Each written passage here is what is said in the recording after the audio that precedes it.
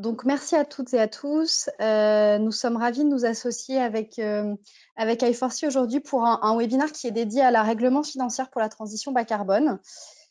C'est un sujet difficile, mais on essaie vraiment justement dans le cadre de nos webinaires de pouvoir aussi proposer des sujets plus techniques pour mobiliser les acteurs. Pour ceux qui connaissent Finance for Tomorrow, en 2 mots très rapides, nous sommes l'organisation en charge de promouvoir la finance verte et durable au sein de Paris Europlace pour vraiment essayer de positionner la place de Paris en acteur leader sur ces enjeux. Et ce qu'on peut observer sur les sujets de réglementation financière, c'est que depuis 2015, vraiment, il y a eu une évolution importante des pratiques dans une logique notamment de co-construction pouvoir public privé très vertueuse qu'on nous envie d'ailleurs très souvent à l'international et qui a vraiment permis aux acteurs français pionniers de pouvoir émerger à la fois du côté des acteurs privés, mais aussi, on va le voir pendant cet échange aujourd'hui, également du côté des régulateurs. Et en même temps, on voit bien que face à l'ampleur des défis du changement climatique, on est vraiment encore très loin des résultats nécessaires. Et donc, la réglementation financière au milieu de tout ça est un sujet vraiment difficile, mais qui ouvre beaucoup de débats passionnants sur à la fois la transparence des acteurs, mais aussi sur les contraintes de reporting, sur la mesure du risque et bien entendu sur des objectifs plus larges de politique économique. C'est pourquoi vraiment je tiens à remercier i4C et plus particulièrement Michel Cardona et Julie qui nous font le plaisir aujourd'hui d'être présents avec nous pour nous présenter le rapport qu'i4C vient de publier qui s'intitule « Quel rôle pour la réglementation financière dans la transition bas carbone ?» J'espère que vous avez déjà eu l'occasion de lire ce rapport, sinon je vous le conseille très fortement. Il apporte une vision très synthétique, stratégique et à la fois prospective sur ces enjeux-là. Et puis, comme d'ailleurs souvent les rapports d'i4C, il présente un panorama des instruments qui sont à la fois à disposition des régulateurs, mais aussi des acteurs financiers pour les aider à mieux répondre aux défis du changement climatique. Voilà un peu les sujets dont on va discuter aujourd'hui. Je vous explique rapidement à toutes et à tous le programme et les modalités peut-être un petit peu pratico-pratiques d'organisation du webinaire et je vais ensuite laisser la parole aux intervenants. Donc, nous avons autour de cet échange virtuel Julie, Evin et Michel Cardona d'i4C. Pardon Julie et Michel, je n'ai pas noté très clairement et je devrais le connaître par cœur, mais je n'ai pas tous vos titres précis en tête, donc désolée pour cela. Nous aurons donc une présentation d'environ un quart d'heure de Julie et Michel qui pourront nous présenter les éléments principaux du rapport. Et ensuite, on va vous proposer un échange de 25 à 30 minutes avec Julie Ancidei, qui est directrice de la stratégie de la finance durable au sein de l'AMF, et Eric Campos, qui est directeur RSE du Crédit Agricole, et qui pourront nous partager leur vision à la fois côté régulateur et puis côté acteur de marché pour comprendre notamment en termes de pratique quels sont les impacts des enjeux de régulation. D'un point de vue, on va dire pratique, on vous demande à toutes et à tous de bien veiller à mettre vos micros en mute. Pas de prise de parole possible durant le webinaire, mais n'hésitez pas à utiliser activement le chat qui est à votre disposition. On prévoira un temps d'échange et de questions-réponses de 10 à 15 minutes à la fin des débats, mais encore une fois, n'hésitez pas à réagir en direct si vous avez des questions qui vous viennent sur le moment et on fera au mieux pour les prendre ensuite à la fin. Et pour celles et ceux qui souhaiteraient revoir ou retrouver cet échange, il sera enregistré, donc un replay sera disponible. Et on fera en sorte, comme on essaye de le faire nous souvent sur les webinaires de Finance for Tomorrow, de vous partager ensuite une foire aux questions dans le cas où on n'aurait pas forcément le temps de prendre toutes les questions que vous auriez à poser aux intervenants. Voilà, merci à toutes et à tous pour votre attention. Je vous propose de commencer. Et donc, Michel et Julie, la parole est à vous. Merci beaucoup. Alors, je vais juste lancer les slides. J'espère que ça va fonctionner correctement. Hop, voilà. Ça peut mettre un petit peu de temps à arriver chez tout le monde. Est-ce que, dites-moi si ça fonctionne. De mon côté, c'est bon. Donc, j'imagine que pour tout le monde, ça fonctionne. Ok, d'accord. Alors, Michel, c'est bon pour toi aussi? Oui, c'est bon. Ok, super. Oui, donc en fait, le rapport qu'on va vous présenter aujourd'hui a été écrit par Michel et porte donc sur ces deux sujets qui peuvent sembler un peu irréconciliables au démarrage, que sont la réglementation financière et le verdissement du secteur financier. Mais on va tenter de vous démontrer pourquoi est-ce que justement ces deux sujets sont très intéressants à rapprocher. Donc vraiment, le point de départ de ce travail qui a donc été réalisé par Michel, c'est justement ce constat du déficit d'investissement en fait en faveur de la transition. Donc, il y a un véritable écart entre ce qui est actuellement financé et ce qui devrait l'être. Euh, donc, on vous a mis quelques chiffres pour vous donner une idée des ordres de grandeur, mais en France, ce qu'on chiffre à peu près, nous à I4C, c'est un manque de entre 15 et 18 milliards par an d'ici à 2023, puis ensuite l'écart s'accroît. Et en Europe, d'ici à 2030, il manque 230 milliards, d'après les chiffres de la Commission européenne. Donc, face à ce constat, ce qu'on sait, c'est que évidemment, la puissance publique seule ne pourra pas répondre en fait à ce besoin. Et donc, le secteur financier privé a en fait un rôle qui est clé à jouer. Je pense que beaucoup de gens qui suivent ce webinaire en sont déjà convaincus. Et d'ailleurs, le secteur financier se mobilise déjà depuis plusieurs années avec un nombre d'initiatives qui est très important en faveur de la finance durable, en faveur de l'investissement responsable. Cependant, on est quand même obligé de constater que ce verdissement, il est à la fois pas assez rapide et puis son ampleur est insuffisante encore aujourd'hui. Donc, ce qui manque en fait à ces initiatives, et au sein du rapport, on détaille les différentes causes qui expliquent ce manque d'investissement, mais c'est aussi la mise en place d'un cadre politique qui soit justement approprié et qui vienne lever les différents obstacles en fait au financement de la transition. Et donc du coup, sur ce double constat, donc d'un côté ce déficit et puis de l'autre la nécessité pour les acteurs financiers de venir intégrer les risques climatiques, on comprend qu'il y a un rôle en fait essentiel pour la réglementation financière, un rôle clé à jouer.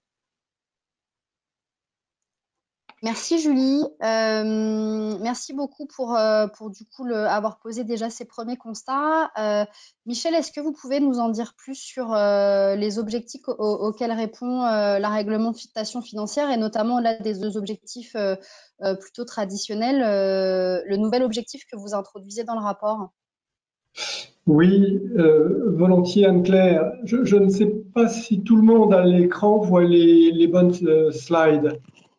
Oui, c'est ce que j'allais dire. Peut-être Julie, à mon avis, si tu peux passer, je pense qu'on en est au slide Ouais, 3 sans doute.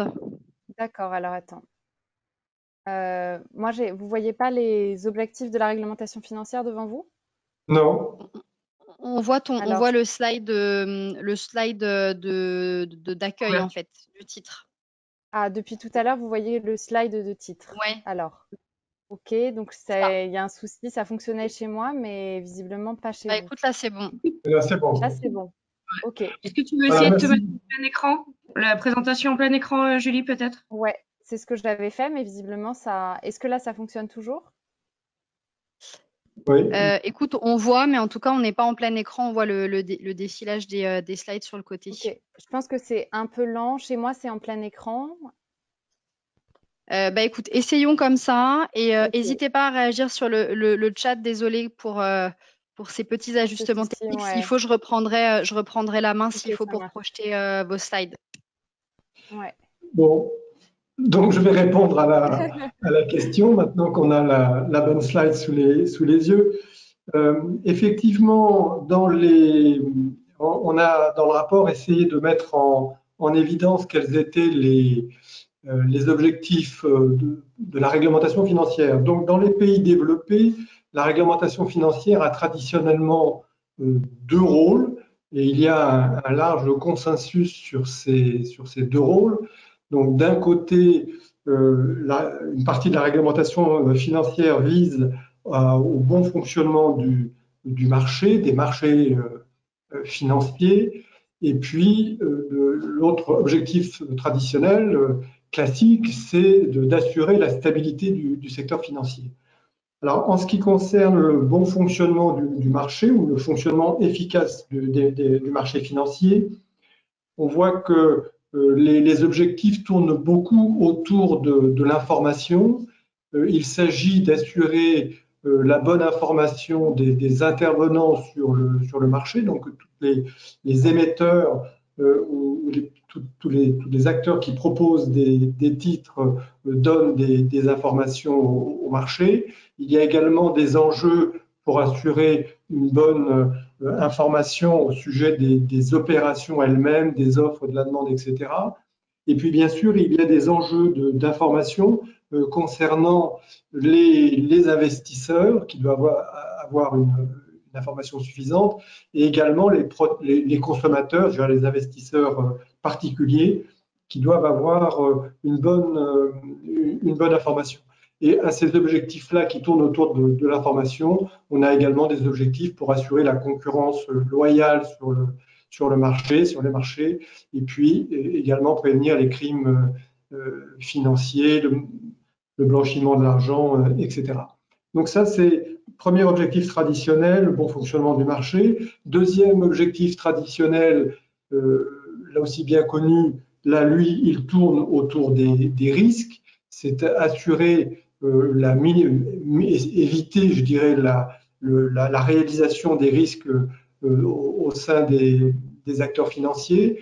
Donc, soit on vise à assurer éviter les risques au niveau de chacune des institutions. Donc, on va définir des règles de gouvernance, de gestion des risques, on va imposer des règles prudentielles pour assurer la stabilité de chaque institution.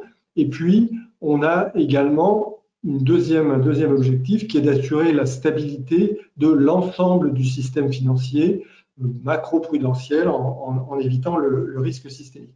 Donc, sur ces deux fonctions habituelles classiques de la réglementation financière, il y a consensus. Quand on prend un petit peu de recul et quand on regarde ce qui se passe en dehors des pays développés, en dehors de l'Europe en particulier, on voit que dans un certain nombre de pays émergents, la réglementation financière est également utilisée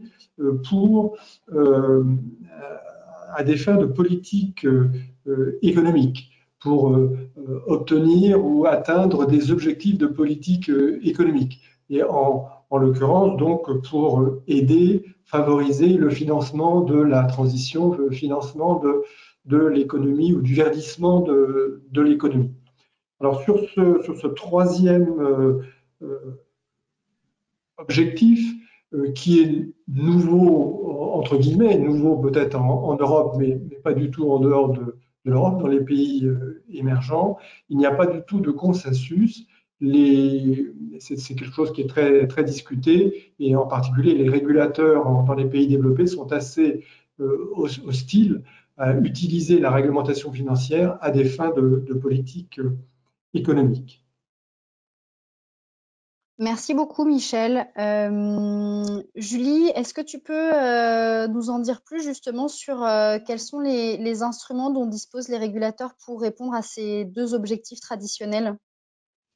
Oui, tout à fait. Je vais juste vérifier. Dites-moi si vous voyez qu'on est passé à la slide suivante et si ça Ouais, de mon côté, c'est fonctionne. bon. Oui. Donc, je pense que ça fonctionne pour tout le monde, oui. On n'est toujours pas en Ok, plein bon. écran, mais en tout cas, on voit les slides. Alors ça, Écoutez, j'ai tenté une autre manipulation, mais je ne comprends pas Non, ce mais qui ça se ira passe. très bien. Je pense que c'est quand Ouais, même suffisamment ok. visible. Bon, bah pour te répondre justement donc sur les instruments, si tout le monde les voit, c'est l'essentiel. Donc justement sur cette première slide, ce que vous avez, c'est les instruments qui correspondent donc au premier objectif que Michel vous a expliqué, donc qui est assurer ce bon fonctionnement du marché. Donc on a cette première famille d'instruments qui est vraiment la sensibilisation, où le régulateur peut justement venir signaler en fait les enjeux pour faire comprendre leur importance aux acteurs financiers, par des choses très simples, hein. On peut penser à des discours par exemple. Il faut surtout pas négliger en fait cet effet de signal qui a un impact important. Et toujours dans cette sensibilisation, il y a cette notion de venir engager le dialogue ou de lancer des travaux de recherche avec pour objectif pour les régulateurs de parvenir à des évaluations en fait de l'importance des risques climatiques. Donc un des exemples, ça peut être l'exercice de la CPR l'an passé par exemple.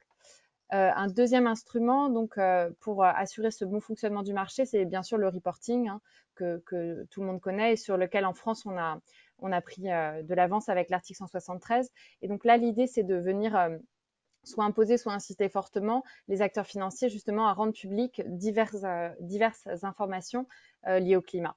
Et puis un troisième instrument pardon, qui a été aujourd'hui moins exploré par les régulateurs français, qui commence à être un peu exploré au niveau européen, c'est justement cette évolution possible de la responsabilité fiduciaire et comment est-ce que les acteurs financiers qui y sont soumis, et notamment les gestionnaires d'actifs, peuvent en fait venir intégrer ces enjeux climatiques, voire même les préférences de leurs clients en matière de changement climatique dans cette notion de responsabilité fiduciaire. Donc voilà un peu pour les différents instruments possibles qui répondent au premier objectif de la régulation.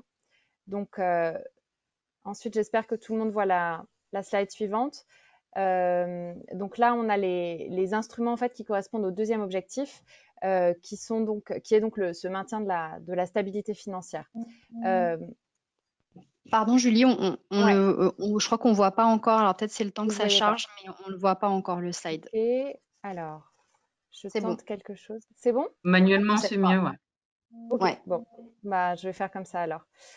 Vraiment désolée pour ces problèmes techniques. Euh, oui, par rapport à ces instruments donc, qui répondent au second objectif de maintien de la stabilité financière, on a d'abord toute la gamme d'instruments en fait, qui est celle de la stabilité micro. Donc là, ça correspond aux accords de Bâle. On a évidemment un des instruments dont on a beaucoup débattu en France, qui sont les exigences prudentielles.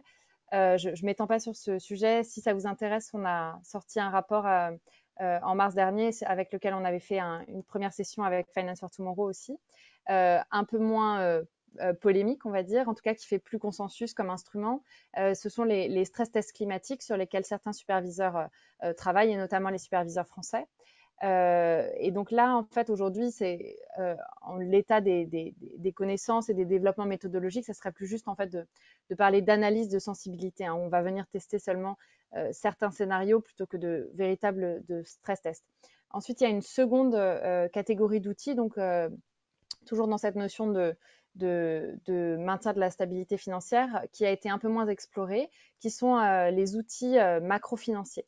Donc là, il y a les stress tests macro-prudentiels. Il y a une étude notamment qui a été faite par la DNB, mais donc l'idée, c'est vraiment de venir analyser en fait l'impact systémique des risques climatiques et non plus banque par banque. Et donc d'essayer aussi de récolter des informations sur les possibles effets dominos.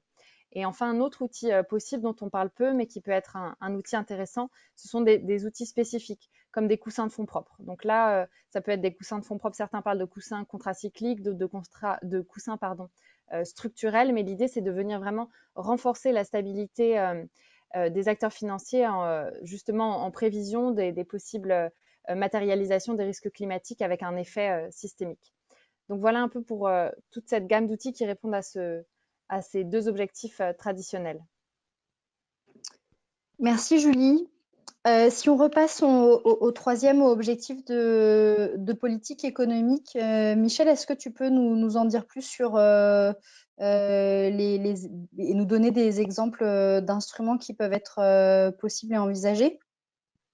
Oui, alors comme je l'indiquais précédemment, c'est un domaine nouveau pour les pays développés et en Europe en particulier. Donc l'objectif est assez clair, hein, c'est d'orienter les investissements ou les crédits vers certains secteurs économiques privilégiés ou éviter qu'ils aillent vers certains secteurs que l'on veut, dont on veut diminuer l'importance.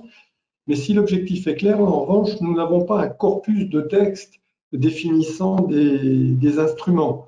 Là, Julie a pu passer en revue toute une série d'instruments qui existent et déjà dans le corpus réglementaire, donc ils sont prêts d'une certaine façon à l'utiliser, à l'emploi. Pour cet instrument, ou plutôt cet objectif de politique économique, on n'a pas l'équivalent de ces instruments qui existent. Alors, ceci dit, il y a quand même des exemples d'utilisation à l'étranger, et puis il y a un certain nombre d'auteurs, d'universitaires qui ont fait des propositions dans ce domaine. Quand on essaie de regarder, et en partant si on essaie de ranger les outils possibles par ordre croissant de contraintes, qu'est-ce qu'on a? On a une première gamme d'outils qui sont plutôt des instruments d'orientation. Alors on met là-dedans soit des feuilles de route nationales ou des lignes directrices sur la finance verte, etc., dont le contenu est assez peut varier, qui peut être souvent vraiment des textes d'orientation, d'incitation. Dans certains pays, évidemment, il y a une pression morale qui peut être exercée, qui est plus ou moins forte selon les contextes nationaux. Enfin, pour l'essentiel, ce sont plutôt des instruments d'orientation. La deuxième catégorie d'instruments, ce sont vraiment des instruments d'incitation, là où on essaie de mettre en place des incitations plus concrètes pour que les acteurs financiers changent leur comportement. Donc là, je dirais l'exemple le plus logique, je dirais, ou qui vient le plus rapidement à l'esprit, c'est utiliser les exigences de capital, soit comme une incitation positive, et là ce serait le green supporting factor, mais ça peut être aussi une incitation négative, et là on est plutôt du côté du brown penalizing factor. Troisième catégorie, ce sont les programmes publics de prêt au secteur prioritaire. C'est quelque chose qui existe par exemple dans un certain nombre de pays comme en Inde. Là, ce sont des pays dans lesquels il y a une politique assez étatique de distribution du crédit, ou une distribution administrée du crédit, et un certain nombre d'éléments d'incitation, d'orientation sont là pour orienter les prêts dans certains domaines prioritaires. Et puis la dernière famille d'instruments, ce sont les politiques sectorielles de crédit. C'est certainement l'instrument le plus contraignant et le plus directement contraignant, puisque là, on pourrait imposer aux banques, par exemple, d'avoir un minimum de pourcentage, par exemple, de leur crédit dans les crédits verts, par exemple, ou à l'inverse, on pourrait interdire aux banques d'excéder un certain plafond de distribution de crédit dans certains types de crédits. Alors, ce sont en fait des instruments que l'on a connus dans les pays européens, mais avant les années 70-80. Donc, on voit qu'on a une gamme d'instruments dans lequel on pourrait puiser si l'on voulait explorer cette voie-là. Merci Michel, très clair. Pour terminer, à quels défis les régulateurs sont confrontés et comment peuvent-ils prioriser les actions à mettre en place, qui sera d'ailleurs une très bonne transition ensuite pour passer à la discussion avec Julien Ancidei et Eric Campos. Oui, alors on voit qu'il y a beaucoup d'instruments. Dans le rapport, on montre que ces instruments sont plus ou moins immédiatement disponibles. Certains posent des problèmes techniques, plus ou moins compliqués, etc. Donc, tous ces instruments ne sont pas disponibles. Alors, qu'est-ce que l'on peut dire pour l'utilisation de ces instruments? Je voudrais faire peut-être quatre remarques. première remarque, en fait, il n'y a pas d'instrument magique. Il faut certainement utiliser un ensemble, une gamme d'instruments réglementaires pour atteindre les objectifs que l'on se fixe.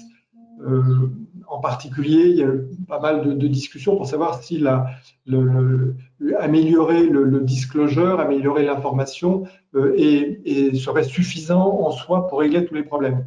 Notre sentiment, c'est que c'est très important d'améliorer l'information, mais qu'il faut compléter ce type d'action par d'autres actions sur la gestion des risques, par exemple, mais aussi sur la responsabilité fiduciaire, etc.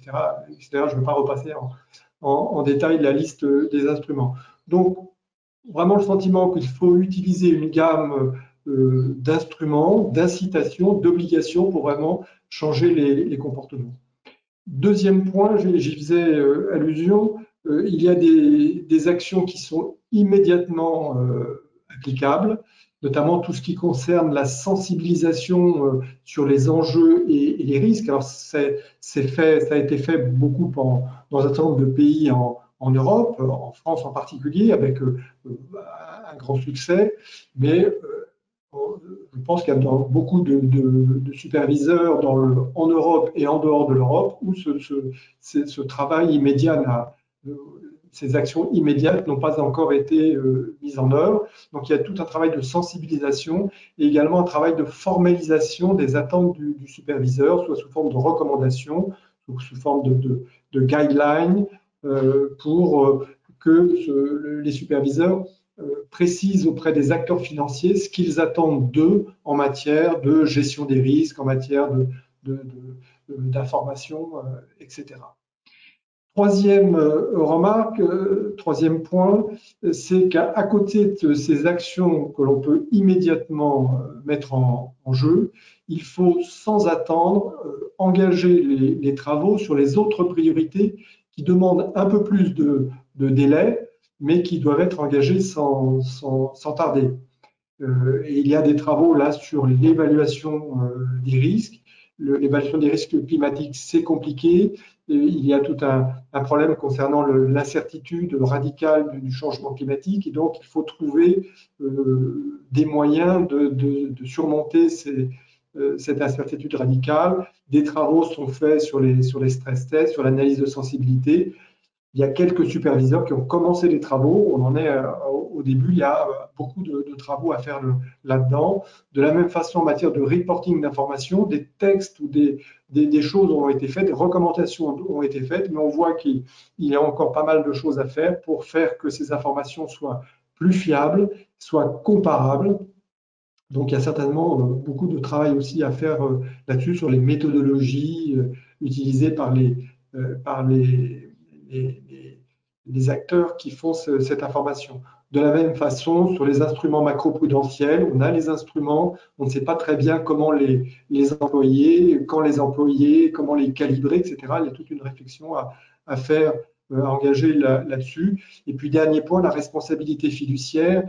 Julie le mentionnait tout à l'heure. C'est un domaine très compliqué qui est un peu à la marge de la réglementation financière et sur lequel il y a vraiment des travaux et des réflexions à engager.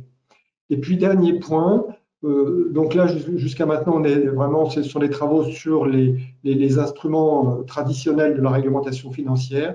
Et puis, dernier point, il faut engager le débat sur le changement de paradigme, sur savoir est-ce qu'on veut utiliser ou non la réglementation financière à des fins de politique économique. La réponse, on voit, est positive dans un certain nombre de pays émergents. La réponse est négative jusqu'à maintenant dans les pays en développement. Nous pensons que le débat doit avoir lieu au sein de la société civile. C'est un débat qui est aussi politique que technique, mais il doit être engagé. Donc, pourquoi veut-on faire cela? Quelles seraient les raisons qui justifieraient cela? Cela pose le problème, la question du mandat des régulateurs, ça pose des questions des objectifs, des conflits d'objectifs entre ces différents objectifs de la réglementation. Donc, ce sont des questions qu'il ne faut pas négliger, mais il faut, le rapport vise à engager le débat, à donner les éléments pour que ce débat qui nous paraît important ait lieu dans la société civile, entre les régulateurs, les acteurs financiers, les universitaires, les experts, les décideurs politiques, les ONG, etc. Merci beaucoup, Michel, Julie, pour cette présentation très riche. Je vous propose donc que l'on passe à la discussion et encore une fois pour les participants autour de la table, n'hésitez pas à réagir et à nous partager vos questions. Les slides vous seront également partagés à l'issue de cet échange. Donc, si on passe du côté des acteurs à la fois régulateurs et acteurs de marché, Julie, en CDI, on va commencer avec l'AMF. Quelle perspective apporte pour vous le rapport d'I4C sur les défis qui sont à relever et les débats qui concernent la réglementation financière pour cette transition bas carbone? Bonjour à tous, c'est un plaisir d'être ici et de discuter avec, sur la base du rapport d'I4C, des outils dont on dispose en tant que régulateur et superviseur. Donc l'autorité des marchés financiers, on est en charge de la partie protection des investisseurs et bon fonctionnement des marchés plutôt que la supervision prudentielle qui a été aussi évoquée par Michel et Julie. Mais je crois que le rapport, que ce soit pour les superviseurs de marché ou prudentiels, pose vraiment les bonnes questions et puis resitue notre action et nos outils dans un contexte qui est effectivement bien plus large, qui est à la fois économique, avec des enjeux de financement et de risques financiers, mais aussi politiques. Donc ça, c'est très riche de ce point de vue-là. Ça fait aussi le lien avec des initiatives qui se passent déjà aujourd'hui au niveau des acteurs privés. Et en tant que régulateur, on doit accompagner ces changements. Ce que je trouve aussi intéressant dans le rapport, c'est qu'on voit que les régulateurs ne sont pas démunis face à ces enjeux, d'une part. Et puis d'autre part, le rapport montre aussi bien que tout un tas d'éléments justifient l'intervention des régulateurs selon une gradation que Michel a bien montrée.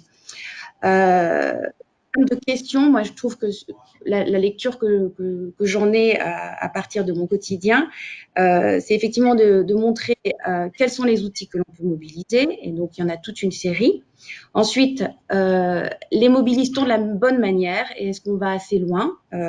Donc ça c'est peut-être aussi si on reprend le cheminement de pensée du rapport, est-ce qu'on va de l'incitation ou est-ce qu'on va à quelque chose d'un peu plus prescriptif? Et puis la troisième question qui est sans doute la plus difficile, c'est dans quelle mesure est-ce que la mobilisation des outils traditionnels des superviseurs et du régulateur pose en fait crée des zones de friction ou des points de tension, soit pour les acteurs régulés, soit même pour les régulateurs lorsqu'ils doivent mettre en œuvre leur mission fondamentale. Est-ce qu'on crée des points de friction entre court terme, long terme, entre rendement financier, extra-financier, et est-ce que du coup, effectivement, il faut avoir une nouvelle lecture de ces obligations, et Julie et Michel, par exemple, ont parlé de la responsabilité fiduciaire, même si j'y reviendrai plus tard. Et puis, effectivement, les défis, je crois qu'ils sont bien résumés dans le rapport. Il y a des défis méthodologiques très importants, notamment dans l'évaluation des risques, au niveau des acteurs financiers, mais au niveau du système dans l'ensemble, et donc comment on peut progresser dans des outils de stress testing, par exemple, ou des choses comme ça. Et puis, quelque chose qui est peut-être moins clair, mais qui pour nous est vraiment un enjeu aujourd'hui, c'est comment est-ce qu'on progresse sur un langage commun sur toutes ces problématiques. Et donc, bien sûr, les taxonomies auxquelles le rapport fait référence et celle de la Commission européenne qui a été adoptée l'année dernière, c'est un premier élément, une première brique très importante pour définir les activités vertes. Mais il y a d'autres problématiques, d'autres enjeux de langage commun qui se développent, notamment sur tout ce qui est comment est-ce qu'on évalue la performance extra-financière, comment est-ce qu'on définit l'investissement responsable et quel langage commun on peut développer pour accompagner le développement de ces changements nouveaux dans l'industrie. Et bien sûr, c'est des problématiques qui sont bien plus complexes en tout cas largement aussi complexes que l'évaluation financière, qui elle-même a mis un grand nombre d'années à se développer pour qu'on se mette d'accord sur un certain nombre d'indicateurs communs d'évaluation de la performance financière. Donc ça, c'est des défis vraiment significatifs et qui sont à très court terme. Et puis alors il y a un dernier élément que je voulais mentionner aussi, c'est qu'est-ce qu'on fait ensuite de ces outils de la réglementation financière et quelle application on en fait. Et de mon point de vue, il me semble que ça soit à la fois pour les superviseurs, mais aussi pour les acteurs de marché, la mobilisation des outils de réglementation financière peut donner des résultats soit je ne dirais pas une vaguelette, mais soit une petite évolution comme ça des changements, aussi une approche un peu de conformité, ou bien aller beaucoup plus loin et effectivement transformer les pratiques, les business models et les stratégies d'investissement. Donc ça, c'est aussi une question à poser. Pour les superviseurs, ça pose aussi une question de convergence de la supervision vis-à-vis de nos homologues, d'autres autorités. Comment est-ce qu'on fait progresse conjointement sur une même lecture de ces outils utilisés pour un verdissement du secteur financier. Merci Julie. Oui, pardon. Il y a quelqu'un qui voulait peut-être intervenir? Non. Merci Julie pour justement cette première réaction. Du coup, je me tourne vers vous, Eric. Avant peut-être de rentrer plus dans le détail sur vous vraiment en tant que praticien, ce que ça a comme conséquence, peut-être vous poser aussi une question plus générale pour démarrer sur quelle est votre vision des défis également à relever, des grands débats qui sont soulevés par le rapport d'I4C, notamment sur les leviers d'action du régulateur et peut-être aussi leurs limites. Bonjour à toutes et tous. Merci de m'avoir invité. Je pense que ce genre d'événement, de discussion, d'échange est toujours très très vertueux parce que, comme le disait Julie, on est face à un sujet extrêmement complexe. Je voudrais d'abord aussi féliciter les auteurs du rapport. Moi, je trouve que c'est un excellent rapport. Je ne partage pas évidemment toujours la dynamique de l'écriture, mais comme tout rapport, il a un point de vue. Et du coup, grâce à ce point de vue, on peut élaborer, on peut discuter, échanger.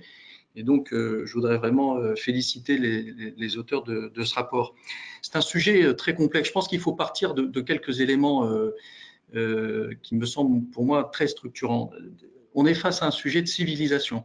On rappelle que le climat et que le réchauffement climatique va bouleverser les grands équilibres de la planète et que le bouleversement de ces grands équilibres va nous conduire probablement à des impacts sociaux puissants à long terme, mais aussi à court terme.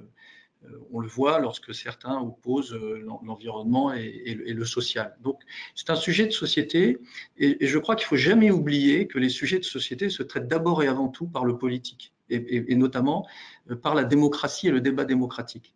Et moi, je crois que le grand absent de ce sujet, finalement, puisqu'on est face à un sujet de civilisation, c'est une gouvernance mondiale. On oublie que toute la planète est soumise au même stress, évidemment avec des zones qui le sont davantage. L'Afrique subsaharienne va être probablement pour une grande partie invivable sur un horizon d'une génération.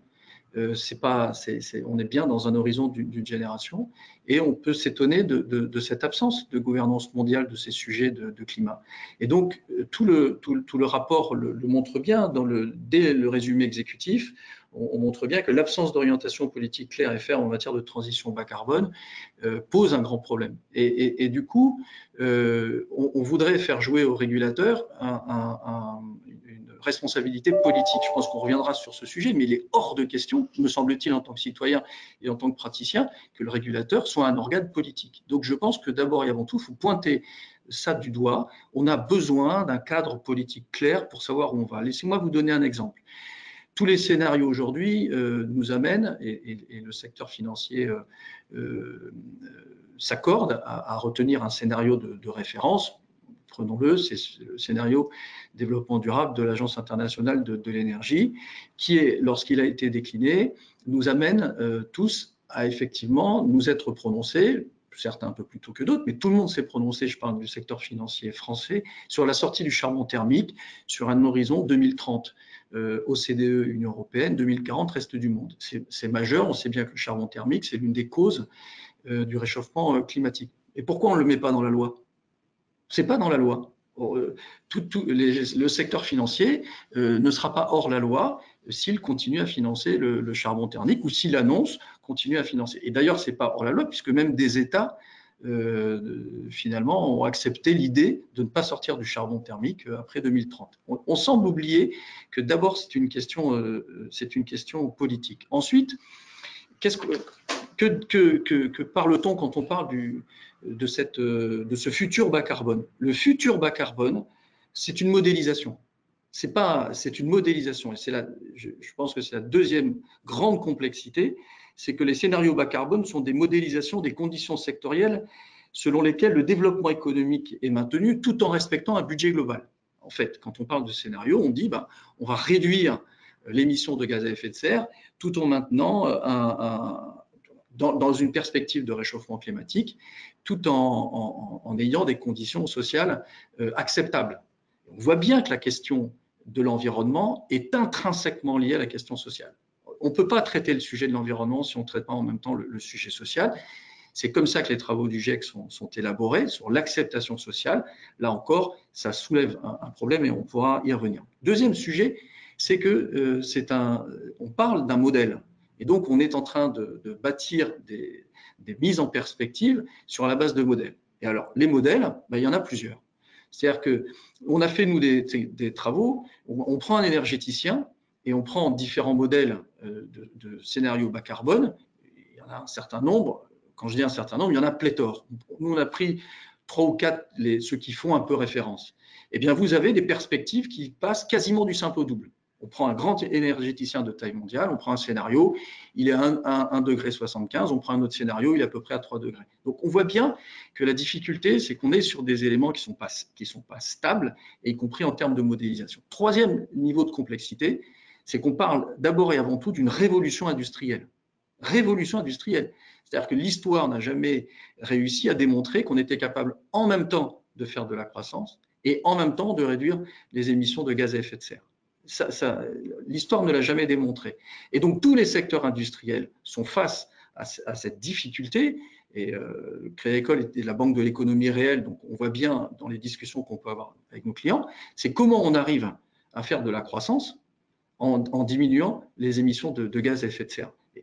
Et on a un énorme travail à faire sur ces sujets. Les industriels, évidemment, ont un énorme travail avec beaucoup comment dirais-je, de débats sur les trajectoires, débats stratégiques. Il y a eu les assemblées générales qui se sont réunies récemment. Si vous regardez les rapports d'activité, on voit bien qu'on est face à un défi, finalement, qui est un vrai défi industriel. Quatrième élément de complexité, c'est qu'il n'y a pas de solution globale. Il n'y aura que des solutions locales et que les sujets devront se gérer au niveau des territoires et que les territoires ont des spécificités extrêmement différentes. Si on prend évidemment le territoire mondial, le sujet de l'énergie en Inde, ce n'est pas le sujet de l'énergie en France. D'accord ? Et donc, on voit bien qu'on a des spécificités et dans les territoires français, c'est exactement le même sujet. Et enfin, pour finir, malheureusement, il y a aussi de la politique politicienne derrière ça et des dogmes politiques qui s'inscrivent. Je vais vous en prendre un. Tous les scénarios censés aujourd'hui montrent que la part du nucléaire représente 15-16% du mix énergétique mondial sur des horizons 2050. Eh bien, le nucléaire a été exclu de la taxonomie européenne. C'est très étonnant. C'est très étonnant. Pourquoi il a été exclu? Il faut remonter à toute l'histoire des débats nucléaires, probablement entre la France et l'Allemagne. Les historiens le feraient beaucoup mieux que moi, mais qui montrent qu'on est là face à un vrai débat de société. Donc, débat de société, ça renvoie au sujet politique. Ce que je veux dire, c'est que, y compris quand on arrive sur des outils, puisque la taxonomie, c'est rien d'autre qu'une segmentation qui doit nous amener à diriger des flux financiers sur des investissements qui sont des investissements divers, eh bien, on voit bien que le débat politique est rentré sur la question des outils. Et aujourd'hui, le gaz et le nucléaire sont exclus de la taxonomie, alors que le gaz est, selon les scientifiques, une énergie de transition. Et enfin, je viens à mon dernier sujet de complexité, c'est que malheureusement, la question de la transition, elle va être aussi au cœur du sujet. C'est comment on organise la transition. Et sur la question de la transition, ça c'est extrêmement compliqué.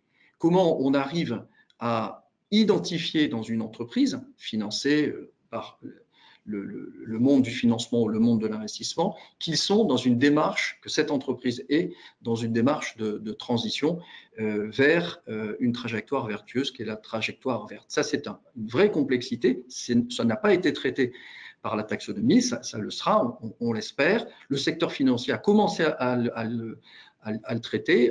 On a vu quelques établissements qui se sont lancés dans l'émission d'obligations de transition, des transition bonds, et le secteur financier fait de l'innovation.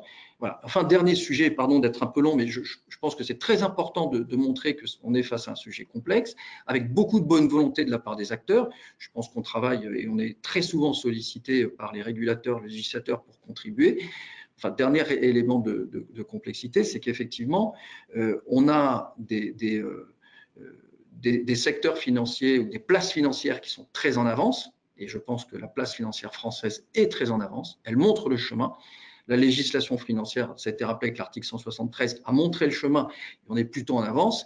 Et puis, on a des places financières qui sont, elles, très, très en retard, avec probablement un doute quant à cette question du climat. Merci Eric. Et effectivement, vous un petit peu plus longue sur le temps que prévu, mais merci beaucoup parce que je pense que vous avez effectivement soulevé des questions qui sont clés. Bien entendu, effectivement, quand on parle de transition bas carbone, c'est indispensable et nous, c'était le thème du Climate Finance Day l'année dernière. On a des travaux qui sont pilotés actuellement avec Jean-Jacques Barbery sur justement cette notion de transition juste. On voit bien que ça a souvent été au cœur des débats, mais en fait, quand on a beaucoup parlé de finances vertes, mais on voit bien que quand on parle de vert, déjà, il n'y a pas que le climat, il y a aussi maintenant les enjeux de biodiversité. Mais quand on parle de climat, de biodiversité, d'enjeux environnementaux, on ne peut pas éluder la dimension sociale. Et dans le contexte que l'on vit actuellement, parce que si on ne décorrèle pas tout ça et qu'on fait un peu des liens, y compris sur tout ce qui se passe au niveau européen, on voit bien aussi que quand là, on parle actuellement de relance économique au niveau français, mais aussi au niveau européen, quand on parle de relance verte, tout ça ne pourra pas se faire sans cette dimension sociale. Et puis, dernier point, effectivement, on aura peut-être l'occasion d'y revenir si on a un petit peu de temps, mais je crois que ce sur quoi vous avez terminé sur la dimension aussi internationale, c'est pour ça que le plan d'action européen est essentiel, mais que du coup, la coopération sur ces sujets est indispensable et que, comme Julie aussi, tu l'as dit, d'avoir un langage commun, c'est bien toute la difficulté, mais aussi tout l'enjeu sur ces questions pour pouvoir avancer globalement. Du coup, si on revient plus au cœur du sujet, Julie, je m'adresse à nouveau à toi. Tu l'as déjà évoqué un peu dans ton introduction sur comment vous reliez-vous l'analyse d'I4C avec les actions réglementaires et la stratégie de l'AMF, et notamment en termes d'outils. Mais peut-être que du coup, si tu as des éléments à compléter là-dessus, et puis surtout, peut-être nous dire aussi comment est-ce que les régulateurs se préparent justement pour faire évoluer leur expertise et soutenir cet alignement du secteur financier, parce que ça, c'est une question qu'on retrouvera aussi et qu'on retrouve pour le secteur privé, mais vraiment le besoin d'expertise, y compris pour vous, j'imagine, est une question assez clé. Oui, non, mais je pense qu'Eric, effectivement, a replacé le débat. C'est-à-dire que les régulateurs et les superviseurs ont des outils. Même avant même de changer, de demander dans quelle mesure est-ce qu'ils doivent évoluer, nous avons déjà des outils pour travailler sur ces sujets. Mais on est loin de pouvoir faire le job. Donc, on agit dans le cadre de nos missions. Et c'est bien sûr, effectivement, des impulsions politiques qui sont nécessaires. Mais dans le cadre donc en fait déjà dès 2018, avant même le plan d'action de la Commission européenne, alors certes la législation française avait déjà posé des briques, mais dès 2018 on a décidé à l'autorité des marchés financiers de faire de ces problématiques de finances durables et de verdissement du secteur financier quelque chose de structurant dans la façon dont on concevait nos missions et nos activités.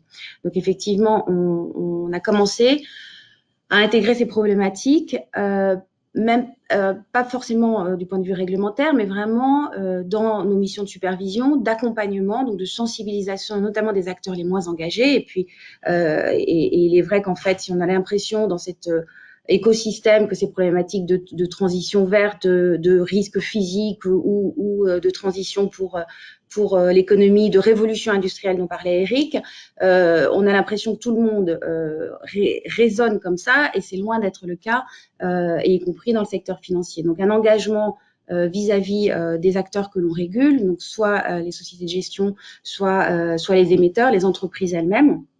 Et puis aussi de travailler avec les investisseurs, notamment les investisseurs particuliers, pour leur donner des clés de lecture et commencer à les sensibiliser sur ces problématiques et les nouveaux outils les nouveaux produits qui leur sont proposés.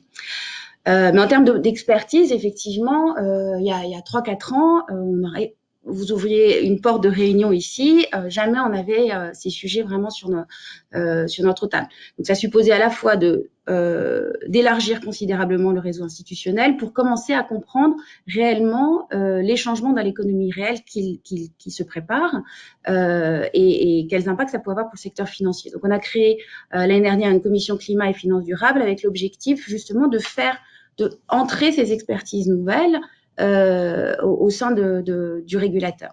Et puis, on a mis en place un certain nombre de formations, notamment avec IFRC aussi, parce que les gens à qui on demandait traditionnellement de superviser l'information financière des sociétés cotées, par exemple, ou d'agréer des produits d'investissement, des fonds, etc., tout d'un coup, on leur demandait d'intégrer aussi dans leur mission de challenger les acteurs qu'on régule sur effectivement des transitions bas carbone, du disclosure de performance environnementale et sociale, ou bien de regarder l'information extra-financière qui était mise en avant dans les produits d'investissement proposés aux investisseurs. Et donc ça s'improvise pas. C'est des compétences différentes, nouvelles, mais et donc on est en train de construire ça pour l'avenir.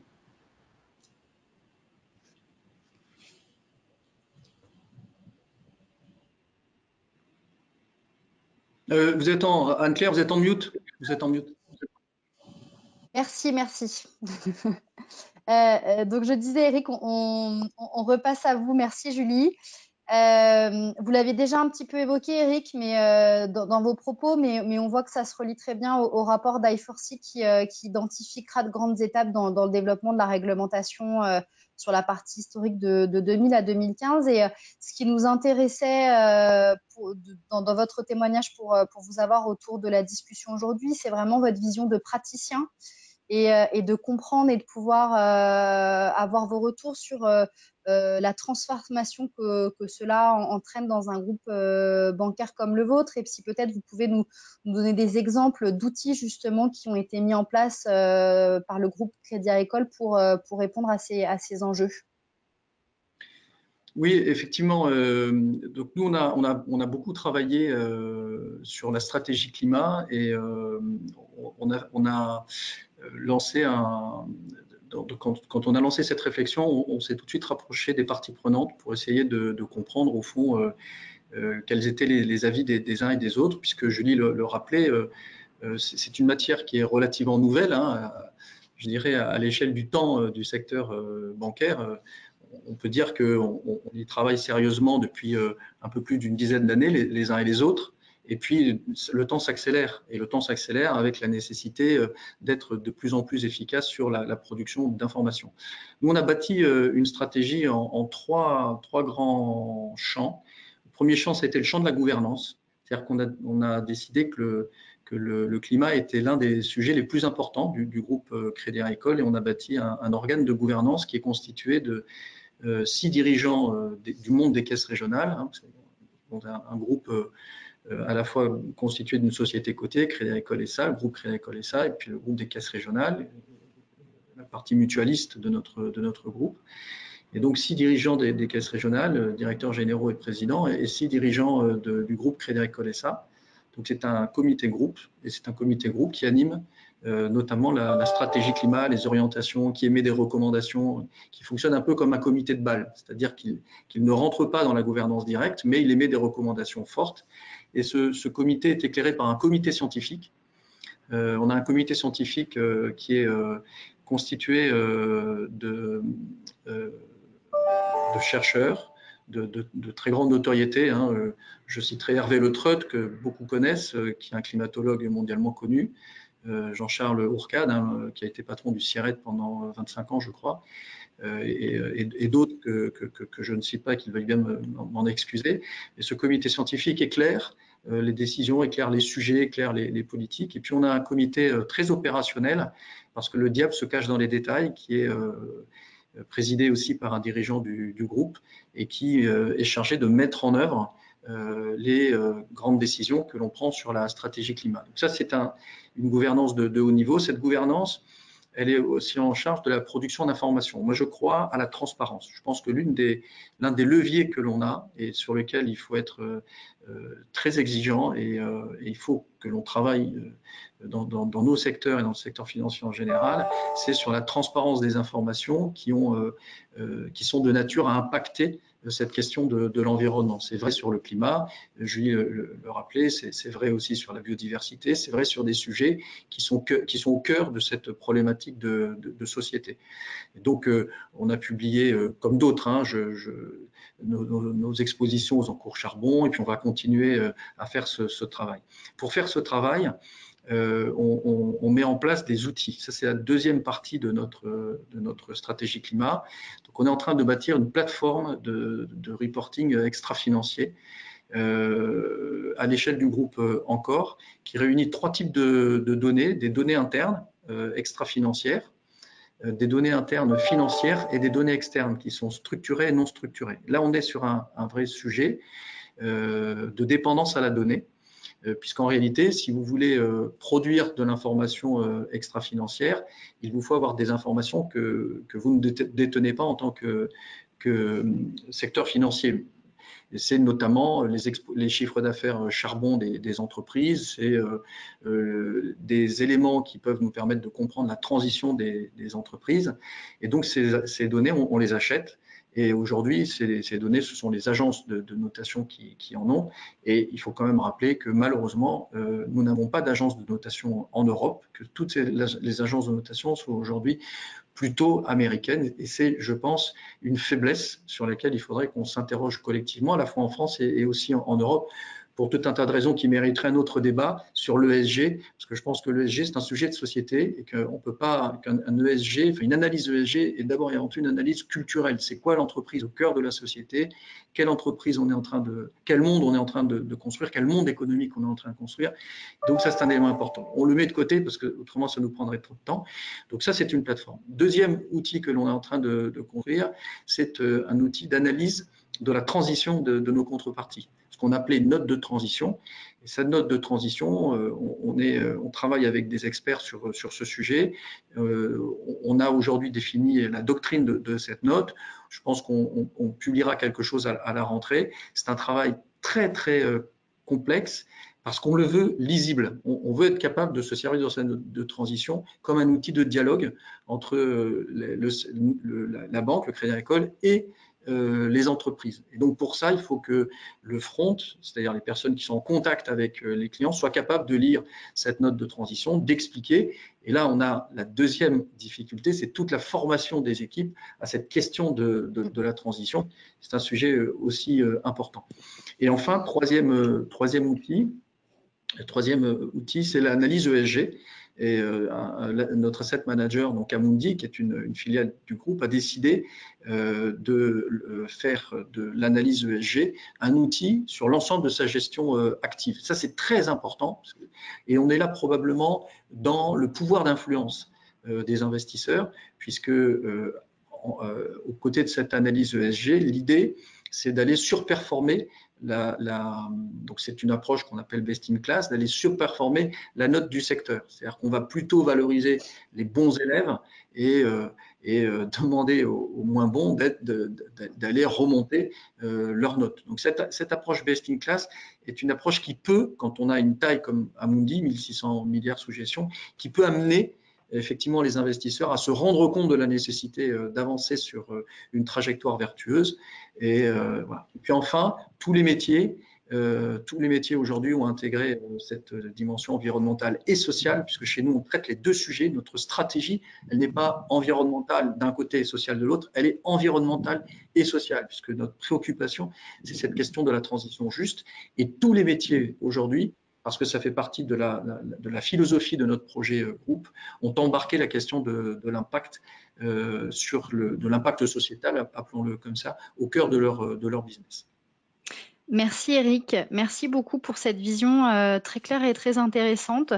Comme je vois que le temps défile, je vais vous demander peut-être de répondre assez brièvement aux questions qui suivent, mais juste rapidement, j'encourage aussi les participants à commencer à nous partager leurs questions sur le chat et on essaiera en fonction du temps de prendre tout ce qu'on peut. Mais déjà, je lis peut-être juste une réaction à vos propos. Eric, notamment, effectivement, rappeler que dans les agences de notation, je crois que vous avez raison, c'est un vrai débat et un vrai enjeu, la centralisation des informations côté anglo-saxon de la data par des providers anglo-saxons. Mais rappelons quand même que même s'il y en a peu, effectivement, on a Kivalio, Exeti Finance en France, qui est effectivement une agence de notation française. Et donc, il faut soutenir aussi ces institutions qui sont françaises. Mais effectivement, c'est un enjeu et donc je le rappelle. Peut-être du coup dans les quelques minutes qui nous restent pour laisser quand même un peu de temps éventuellement pour prendre des questions. Eric, je reste avec vous sur peut-être les conséquences non traitées de la réglementation financière. Le rapport d'I4C souligne que la réglementation actuelle est plutôt décourageante pour la finance verte, qui a tendance à avantager le brun au détriment du vert. Et on voit même que dans le rapport, il y a un parallèle assez intéressant qui est créé entre les bulles financières et la bulle carbone. Est-ce que, selon vous, justement, le régulateur doit remédier à ces éventuels effets qui ne seraient pas souhaités, ni souhaitables d'ailleurs? Oui, enfin, là encore, mais je pense que le rapport est plein de discernement En une sur minute, ce. pardon, si c'est possible. Écoutez, en une minute, point 1, je pense qu'on est dans une matière qui demande beaucoup de réflexion. On a, en ce moment, on est surchargé, on a une bande passante qui est surchargée parce qu'on est extrêmement sollicité par les travaux de la Commission, par les travaux du national, on est sur des exercices de stress climatique, etc. Donc on est vraiment en train de fournir l'effort. On est en train de monter le galibier. Aujourd'hui, le secteur financier, vous voyez, on est arc-bouté sur nos vélos et on pédale tout ce qu'on peut. Je pense que ça va plutôt dans le bon sens. Je pense qu'il y a de l'écoute et j'ai le sentiment qu'on fait un travail plutôt intelligent avec les régulateurs, législateurs et puis les acteurs du secteur financier. J'ai en tout cas cette perception. Ici ou là, on a des débats. Effectivement, je pense que la question, c'est aujourd'hui, la grande difficulté, c'est de savoir comment on arrive à traiter la transition énergétique. On voit bien le vert, on voit bien le brun, mais la question de la transition, de l'évolution, du chemin, ça, c'est un vrai sujet. Et puis, probablement que il faut faire très attention. Moi, je suis un militant convaincu de la transformation sociétale indispensable. Je vais le dire comme ça, dans son acception la plus noble de ce terme de militant. Mais c'est compliqué. Par exemple, est-ce que les investissements verts sont moins risqués que les autres? Soyons honnêtes. On ne le sait pas bien encore. Voilà. Donc, il faut être très prudent et je pense que ce qui doit marquer les travaux des régulateurs, si je peux me permettre, et des acteurs financiers, c'est le discernement et la prudence. J'ai fait court, hein. J'aurais pu faire un peu plus long, mais j'ai fait court. Oui. Et puis, je pense que vous avez soulevé un point important qui est essentiel aussi de dire, c'est que c'est difficile. Mais que tout le monde est mobilisé et que ça reste difficile, mais que néanmoins, effectivement, on va dans la bonne direction. Comme on n'a plus beaucoup de temps, il y a un certain nombre de questions que j'aurais voulu vous poser parce qu'effectivement, le débat est passionnant, mais on n'aura pas le temps de les développer, notamment Julie, peut-être sur le lien avec les travaux de la Commission européenne. Mais je vous propose peut-être qu'on partage par la suite avec les participants. Peut-être Julie, en un ou deux mots, si tu veux peut-être réagir rapidement pour envisager la conclusion de la discussion, réagir sur ce que disait Eric. Oui, non, je voudrais juste faire effectivement un lien. Alors, ça dépend un petit peu de l'audience, mais effectivement, il faut avoir conscience que la Commission européenne a mis sur pied un plan d'action qui est quand même extrêmement ambitieux et qui va changer à peu près l'ensemble des textes qui en tout cas impactent l'AMF et les acteurs que l'on régule pour justement faire entrer la finance durable et les problématiques de changement climatique dans la façon dont le secteur financier opère. Il y a un enjeu de transparence dont Eric a parlé, qui est effectivement crucial et c'est notre cœur de métier pour le régulateur. Et ça va de long de la chaîne d'investissement. Donc effectivement, la Commission européenne a commencé beaucoup par le bout de la chaîne, les investisseurs. Eric en a parlé pour Amundi. Et la Commission européenne est progressivement en train de remonter et d'aller jusqu'aux émetteurs. Et pour des gens comme Eric, pour des gens comme les superviseurs prudentiels aussi, effectivement, on a besoin de cette donnée et de cette information au niveau de la société cotée. Comment est-ce qu'elle appréhende le risque climatique et donc quelle information est disponible sur le marché et comment est-ce qu'on peut comparer ces informations. Je pense que le rôle des agences aussi, c'est vraiment un sujet clé de travail pour le régulateur de marché, comment ce marché fonctionne. Aujourd'hui des agences de notation parce qu'il est extrêmement structurant, notamment pour les gérants d'actifs aussi, qui vont intégrer des problématiques environnementales, sociales et de gouvernance, notamment en faisant référence à des données qui sont fournies par ces agences de notation. Je voudrais juste faire un point de sensibilisation. En une minute, ouais, s'il te plaît. Pour que je puisse prendre les européen qui va bien au-delà de l'article 173 français et qui impose des obligations de transparence au niveau des produits et des acteurs. Et effectivement, comme Eric le disait, comprendre comment un acteur financier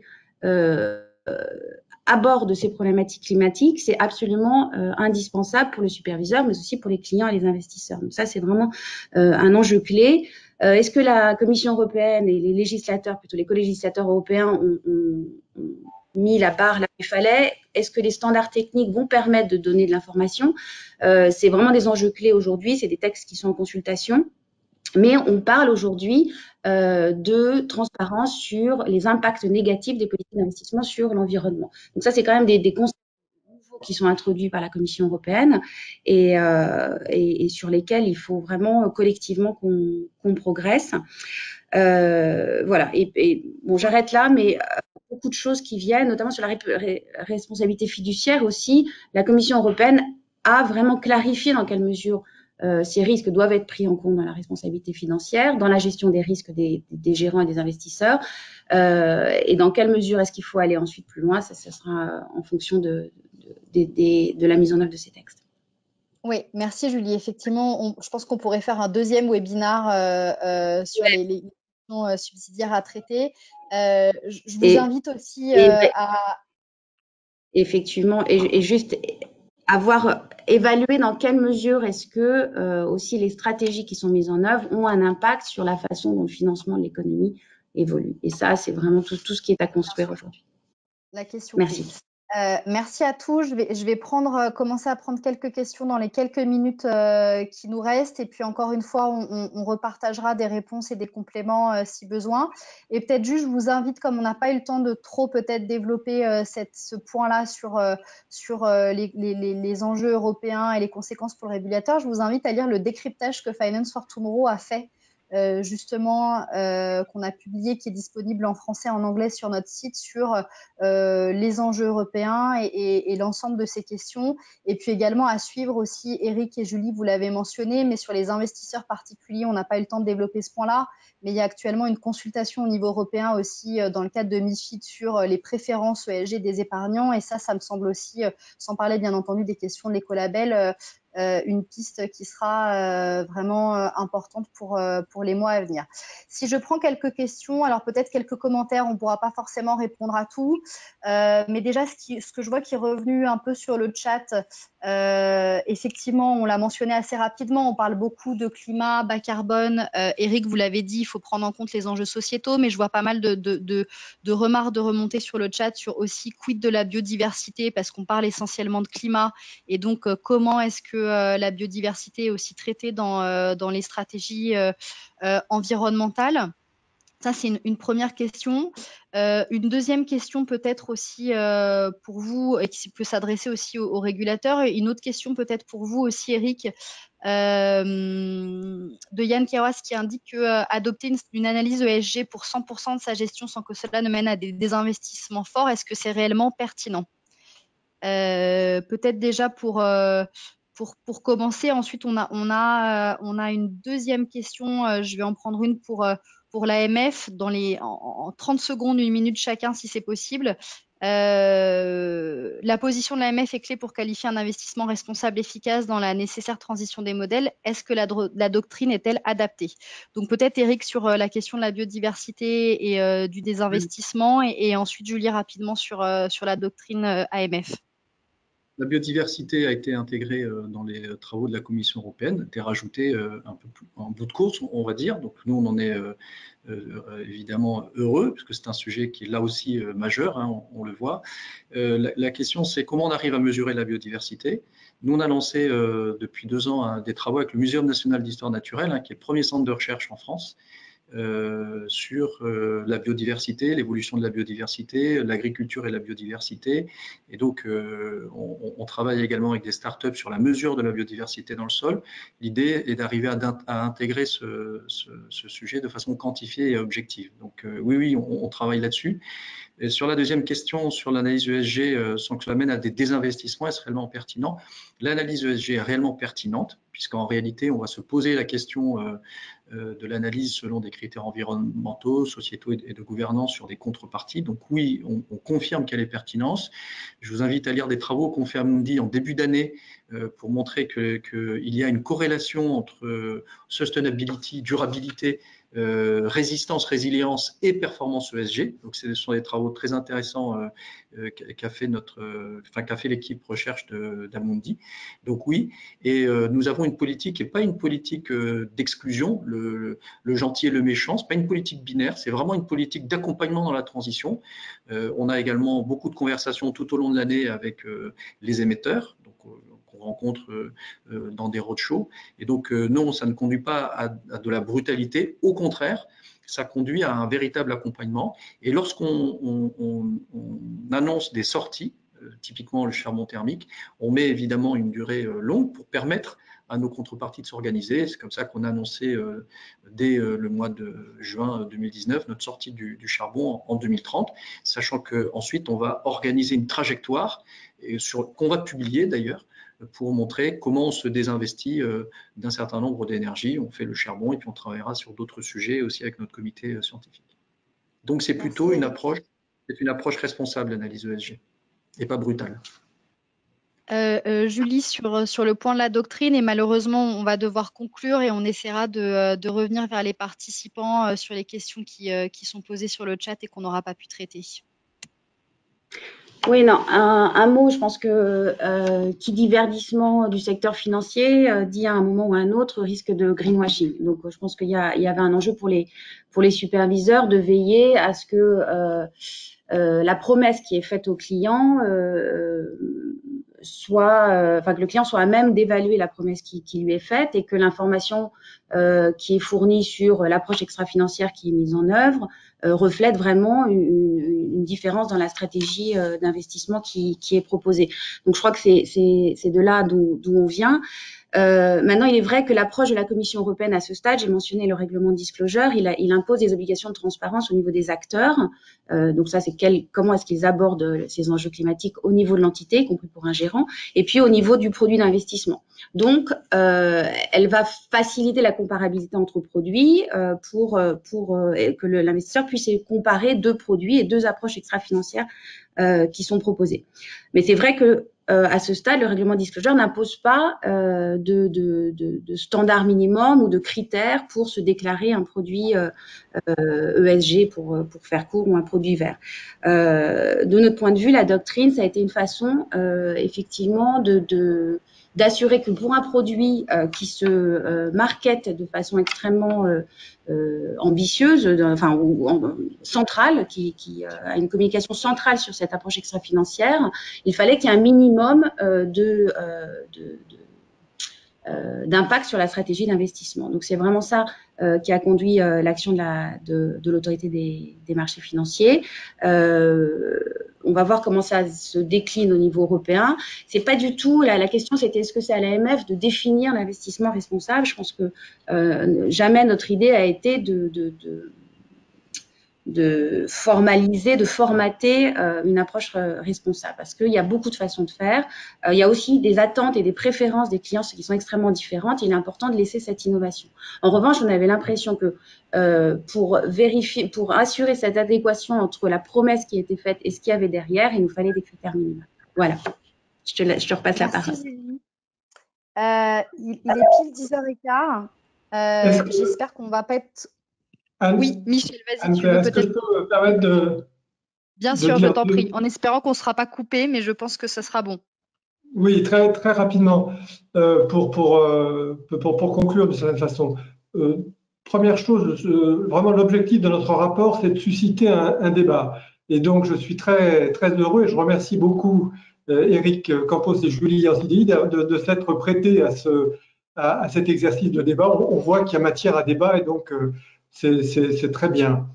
Peut-être deuxième réaction aussi sur quelque chose qu'a dit Eric précédemment au début. Je dirais l'objectif de notre rapport, c'est pas, ou l'idée de notre rapport, ça n'est pas de dire que la réglementation doit se substituer à la décision, aux actions politiques. Bien au contraire, on pense que l'action politique est première. L'objectif, c'est de savoir quel est le rôle que peut jouer, une fois que l'action politique a donné les orientations et a pris un certain nombre de choses, quel est le rôle que peut jouer la réglementation. Et on voit que le rôle, la réglementation financière ne peut pas tout faire, mais elle peut faire un certain nombre de choses. Et donc le débat qu'on veut lancer, c'est justement quel est le rôle, quelle est l'ampleur du rôle qu'elle peut jouer, mais c'est un sujet très, très compliqué. Et puis, troisième point, pour rebondir sur ce que Julie disait, elle l'a dit, je crois, à plusieurs reprises, elle a raison, l'importance de la coopération internationale. Alors, la coopération pour avoir un discours ou un langage commun, c'est très important. Pour mettre en place des pratiques convergentes, c'est très important. Et on peut dire que ça, c'est quelque chose qui, me semble-t-il, marche bien parmi les régulateurs bancaires, mais pas seulement, au sein des régulateurs d'assurance, des régulateurs des marchés financiers, etc.